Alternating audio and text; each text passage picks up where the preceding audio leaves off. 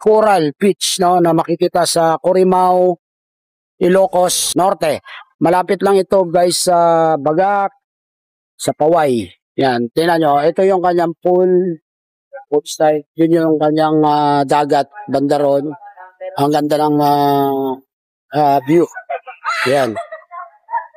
Saka kung makikita nyo dun guys, may barko na luma. Oh. Parang si MV Gigo silang na nawala dun sa Masinloc. Oh, di ba maganda? Ayan, oh. Tsaka meron din itong ayan ang mga cottages niya. Yan yung mga cottages. Merong open cottage, merong aircon cottage, no? Ayan, yan.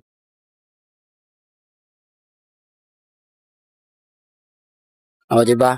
So, kung mga banda kayo dito sa Ilocos Norte, ayun, maganda itong paliguan. Okay guys, sa mga followers, supporters, subscribers, maraming salamat sa inyo. Ito po ako is may bago ito yung lugar ko saan dito halos nakatakip ang para sa kuryente.